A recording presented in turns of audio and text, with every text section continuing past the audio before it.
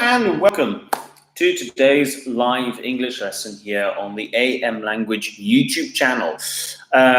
If this is your first time here or you have not done so already, make sure you subscribe to the channel, click the notification bell and like the video. In today's lesson, how to be diplomatic. We're going to look at diplomatic language. In the background, you can see this lovely wallpaper. And this is, in all our classrooms, we have lovely wallpaper that shows different parts of the island, and there are many lovely parts of the island. Francesca, boa tarde, welcome to today's lesson. Good afternoon. Irina F, hello. Privyet, welcome to today's lesson. Thank you so much for joining. I hope you're both doing well.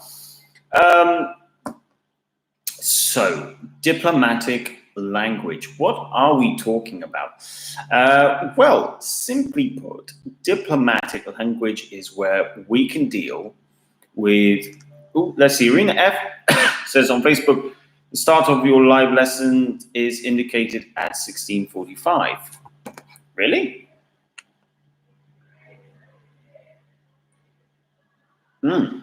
Maybe it is. Let's see.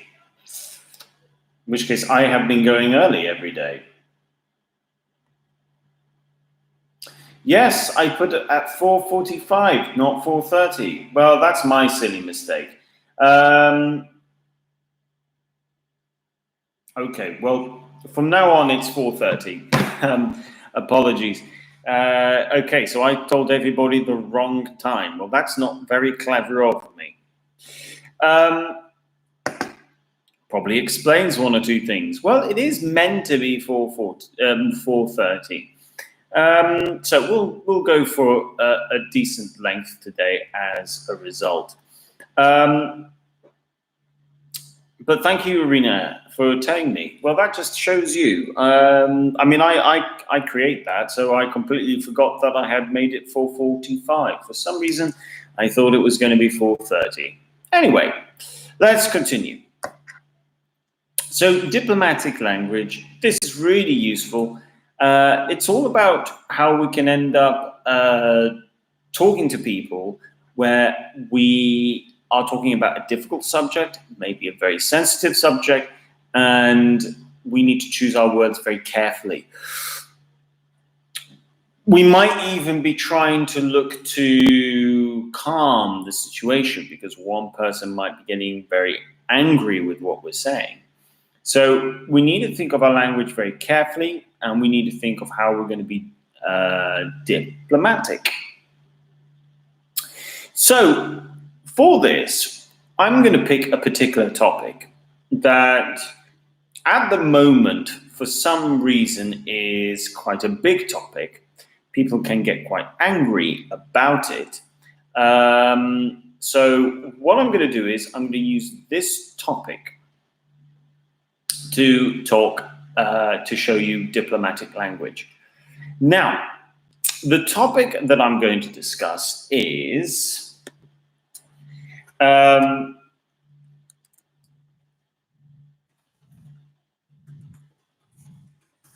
vaccinations. Now, in case you're not too sure, vaccination, whenever you have a COVID injection or any injection, it's called a vaccination. And we have vaccinations for flu. You can call it a flu jab, for example. And jab is another word for injection, okay? So we always can have a flu jab, but then you can have a COVID jab. So it's a specific type of jab, a specific type of vaccine. And you've got two, and there are some strong opinions, strong voices on vaccinations. You've got some people who are pro-vaccination. You've got those who are known as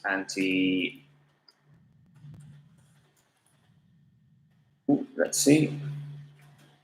Anti-vaxxers. You've got a few, or anti-vaccination.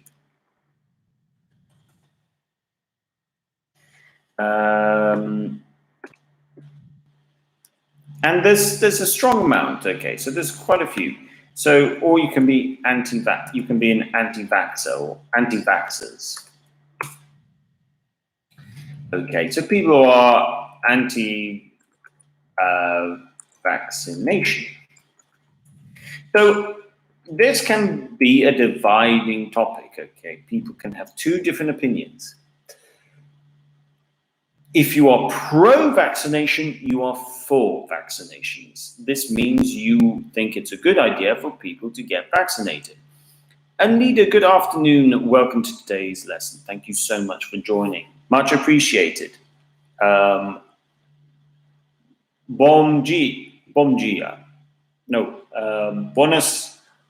dias. Sorry, yes, that's it. Spanish, Argentine Spanish. Buenos dias, that's it. Wow, it's easy to confuse languages when you don't speak another language very well. So you've got vaccinations, you've got flu jab, you've got jab, which is an injection, and you've got pro-vaccination and anti-vaxxers. So people have strong opinions, okay? Now when people have, we can say people have strong views, strong opinions, okay? And if people have strong opinions, they can end up arguing, or in some cases, if it's a big argument, then it's a heated conversation. Now, can you already see what I'm doing here? If I say big argument or heated conversation, a heated conversation is already the more diplomatic way of saying. Instead of saying, oh, they shouted at each other, we can say there was a strong exchange of words. See what I'm doing here. Now, some people might say, but Richard, this isn't specific. It seems, surely if we say they shouted at each other, this is clear. It is clear. To the native, to say there was a strong exchange of words is also clear. But it's not clear to the person who doesn't speak English as their first language. Same with saying, oh, they had a huge argument, or they had a big argument. You can say they had a heated conversation. Again, heated conversation is the same as a big argument, but a big argument is clear to everybody. Heated conversation, this is what a diplomatic person would say, and it's also what the native would say as well. So we can already see the slight change. Again, when you would say a problem, someone might come in and say, oh, it's a huge problem. The diplomatic approach, by the way, you'll see that the diplomatic approach always comes after. I'm always showing the diplomatic approach afterwards, okay? It's a huge problem. You could say, if you want to be diplomatic, you could say,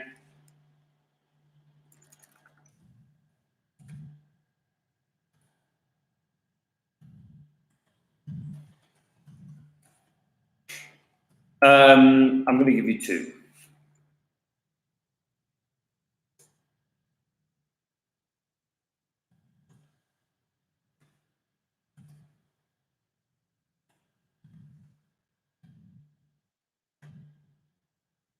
Now, I'll explain what this means. So, it's a huge problem. Everybody understands it. It's a big problem, okay? You're talking to someone and someone comes in and says, it's a huge problem. It's a big problem. Okay. The diplomatic way of saying that there's a big problem The first option is there are a few concerning issues. Now, concerning is a very good alternative to worrying. Okay, so worrying issues, concerning issues. You're not going to say this loud. You're going to say this with a voice of seriousness. So instead of saying, oh, there are a few concerning issues, you would say, there are a few concerning issues. Now, the other one is not something I expect all of you to be able to walk away and say, but we can say there are some rumblings that need addressing. Actually, that's the point, actually. We don't need two on the end of this. We can just say addressing. Now, what does this mean? The first thing is rumblings. What are rumblings? Well, if we're talking about an argument, we're talking about an argument or a problem that has an earthquake-like effect. So when the earth shakes, it's a rumble. Okay, the verb is rumble. Okay, so all of a sudden there's an earthquake and the ground begins to shake, or the ground begins to rumble. So the verb is rumble. But if we're talking about a relationship and we're talking about an argument, you can then say rumblings. There have been some rumblings. Now, if you want to add a little bit more, there are some rumblings that need addressing. Now, what does addressing mean in this case? Simply put, if you need to address something, it means seeing to, manage, solve. Okay. So see how the language is already different. Now, again, I don't expect all of you to walk away and start using this type of diplomatic language, but I would say try and pick one or two. See if you can start using it. What I'm showing you here is, in fact, the more diplomatic approach. I'm showing you the native way, but not just any native way. I'm showing you a classic English way, a very classic British way, actually, of talking about problems. So before I go on, let's see if we can pick the best alternative. So the first one, yeah, okay. Let's go with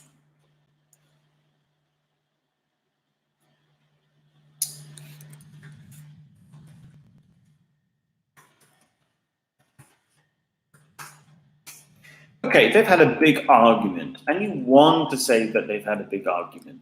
Which one is going to make more sense, okay?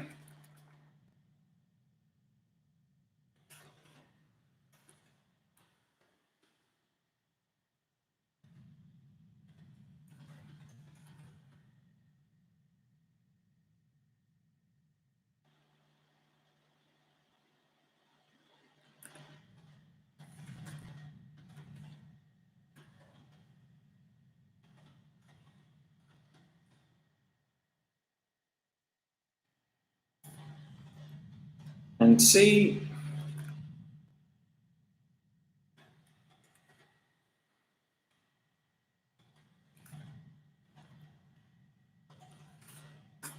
So with these three options, which is the best alternative? Which is the best diplomatic alternative? So they had a big argument.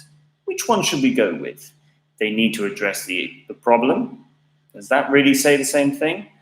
B, should we say they had a heated discussion? Or C, there were some rumblings. Alida says B and Francesca says B. Excellent. Well done, guys. All of you have got the correct answer. Well done. Let's go for number 2.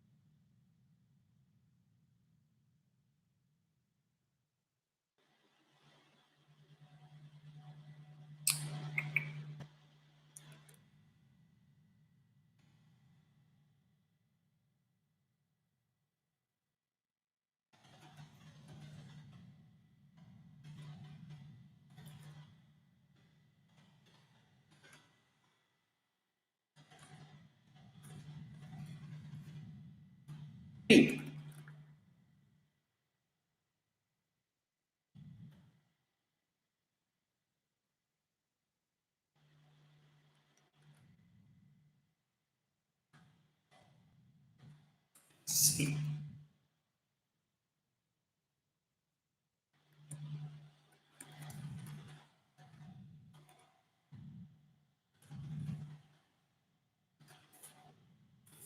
So number 2, this has caused a massive problem. Now, there are some serious concerning issues that need addressing. B, there are big issues, or there is a big issue. Let me just do that again, because that's wrong. That doesn't read correctly. I'm going to do B again.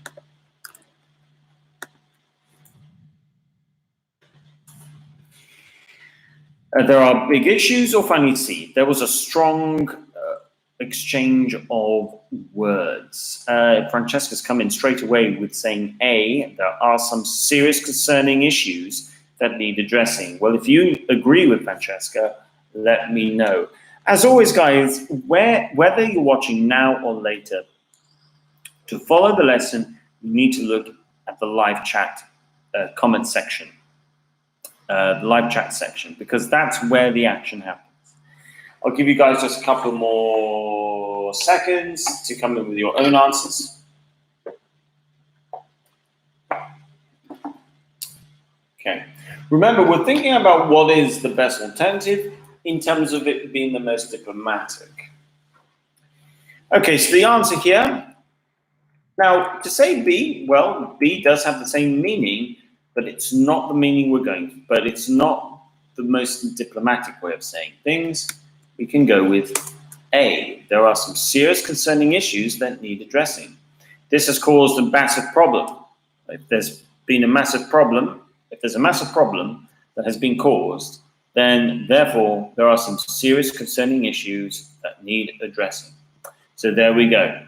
Let's go with, now let me introduce you to some more things, okay? Jenna says, so what are you going to say about what? Let me know. There needs to be more to that. That looks like it's an incomplete question, but if this is your first time, Jenna, make sure you like the video and subscribe. Let me know where you're from as well. Now, in terms of, let's say, vaccinations, what can we say? Okay, so person A might be saying, person A, okay, this person might say, I don't agree with vaccinations. They go against our freedom, and I don't trust the science. Let's say someone might say this, okay, and they've said it with in an angry tone, okay, which means an angry voice. They're very upset. They're very angry. You want to give the counter argument, but you want to be diplomatic. You think the person is going to be very angry with you just for disagreeing with them. So how can you be diplomatic? Well, I'm going to give you two possible responses, and I would like you guys to tell me which response you think is the most diplomatic response. So person A, so person B, option 1.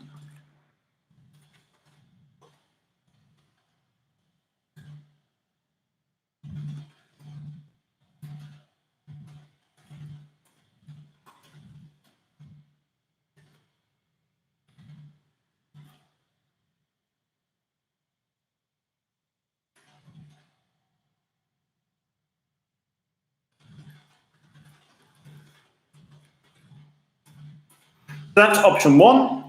What about option 2? So person B again, option 2.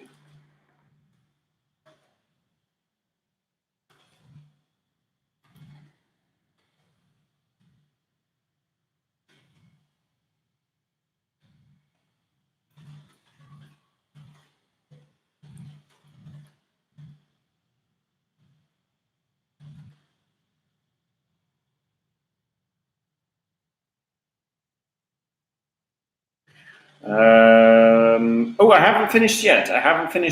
I'll explain, Francesca.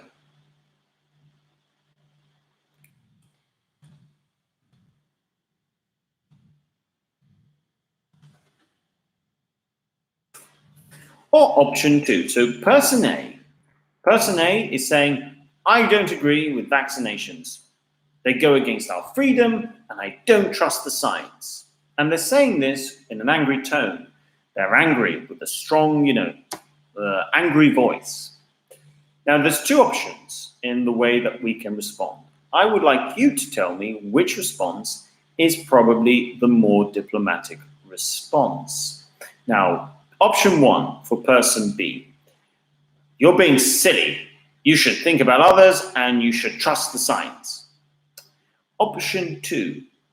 I see why you might feel strongly about this, but might I suggest you reconsider a few points, such as B is more diplomatic in terms of option two, says the leader. Well, if maybe Francesca, Irina F, Jenna, would you like to come in and let me know? Which one do you think is more diplomatic?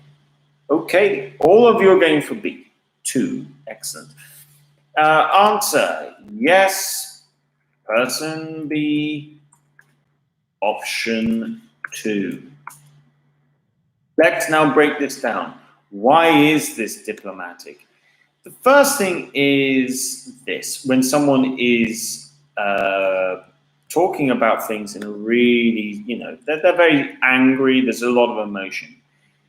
I see why you might feel strongly about this, okay? And you've got a few other ways of saying this. I see why you might feel,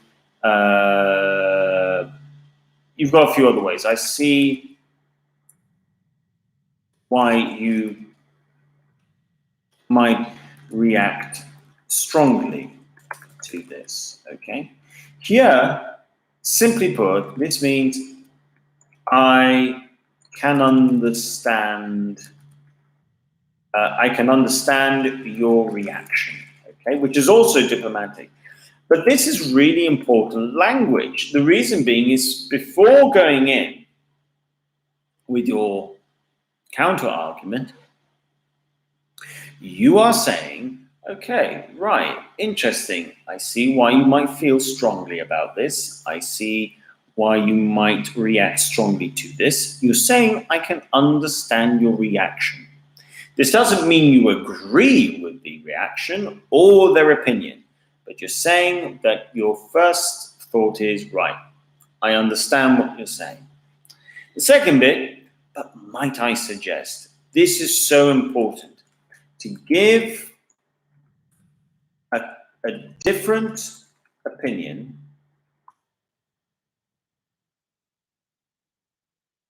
in a polite, diplomatic style. And this is something you learn easily at intermediate, even on the general English course. To give a different opinion in a polite, diplomatic style, go with, might I suggest?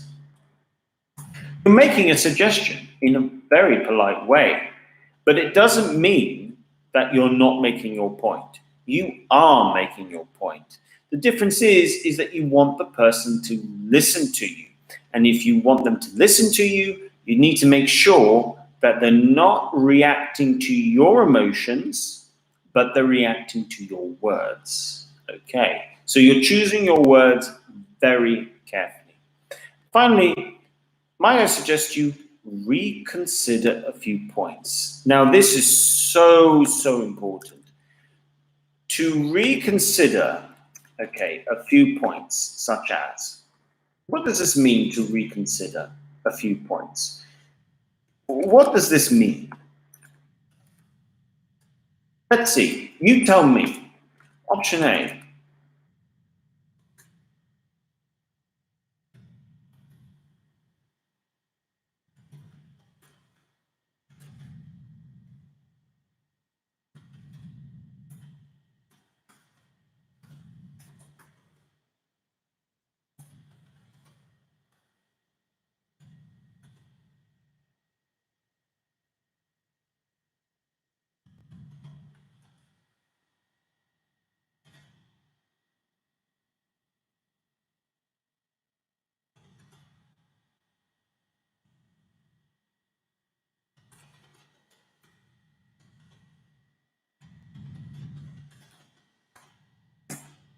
So, when you ask someone to reconsider a few points, okay, are you saying A, to forget about your opinions, B, to think like me, or C, to rethink or to think again, to rethink some of your opinions and ask yourself, that should be one word, yourself is one word, apologies, if you have thought about it carefully enough. I'm glad all of you have got the C, yes.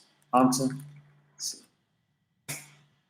Now that we've had a look at that, we're going to finish off with something else. This time, I'm going to see what you guys come out with, okay? So I'm going to give you I'm going to write person A, and I'm going to write what they say. It's going to be strong.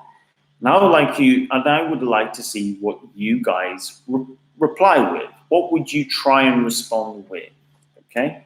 So person A.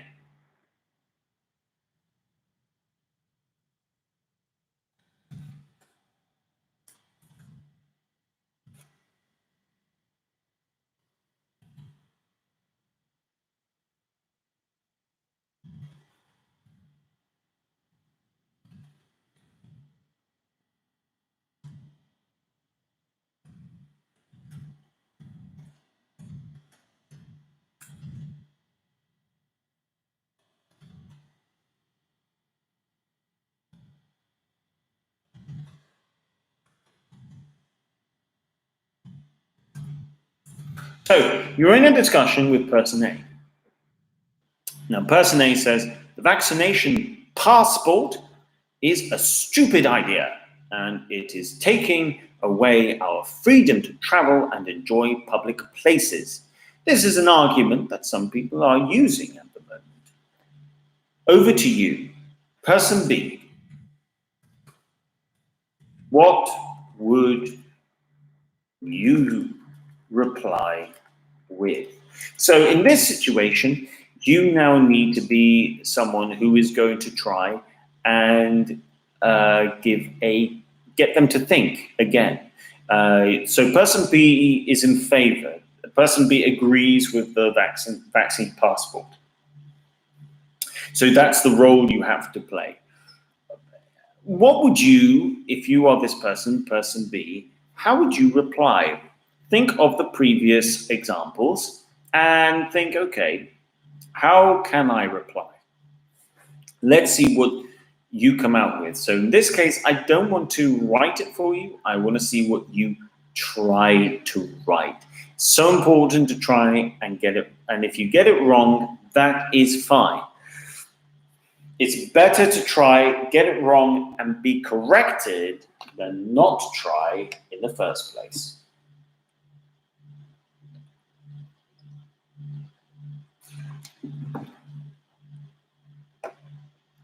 I have not drunk enough water today. That is a problem, which is why I now feel like I've got a bit of a headache, and it's easy to forget to drink water when you're in air condition, when you are in an air conditioned room.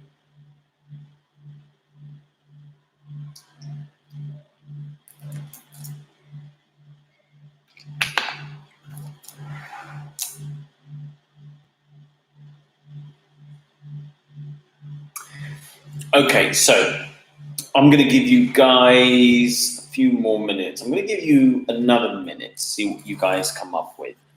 And then I'll give you my answer. But I'm going to give you my answer verbally rather than a written one. Yeah, the reason why I chose to go with this topic is because of the latest news. Not in just one country. There are in many countries at the moment, there does seem to be a lot of people, and I think the majority of people do want to get the COVID vaccine jab and to get the vaccine passport.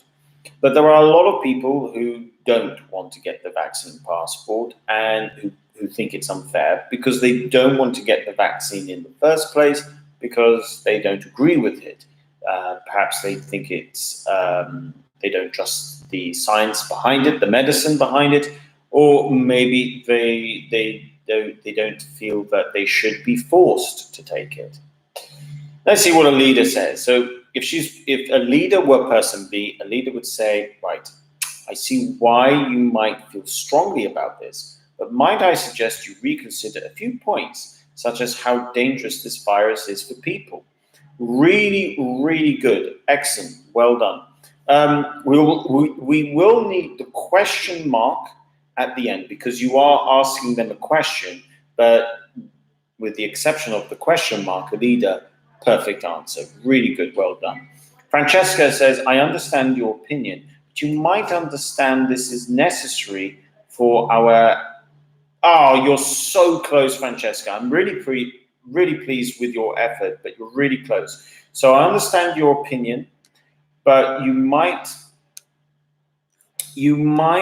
what I would say is you might need to try and understand, in terms of the language you're going for, the necessity.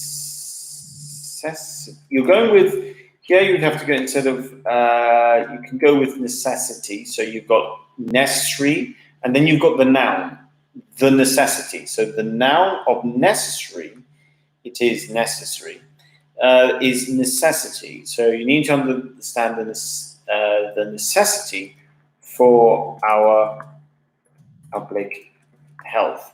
So you're really, really close, Francesca. So now it would read, I understand your opinion. Don't forget the R. But you might need to try and understand the necessity for our public health. Question mark. I forgot to put it myself. Question mark.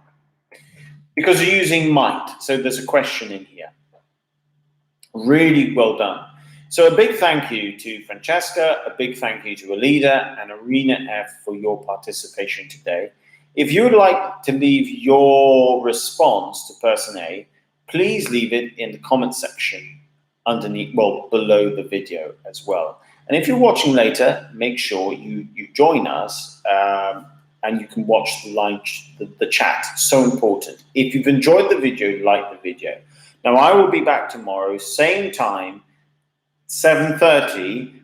I know I said 7:45 on Facebook, but I'm wrong. It's meant to be 4:30. And tomorrow we're going to look at sharing experiences. So make sure you join me for that at 4:30. Okay? So, thank you very much for the lesson. Have a good evening. Thank you very much, Arena F. You too, Alida. Thank you so much, and see you soon. Thank you very much, everybody. Take care. I will see you tomorrow at 4:30. And yeah, make sure you like the video as well. Like and share and subscribe. Take care. Bye for now.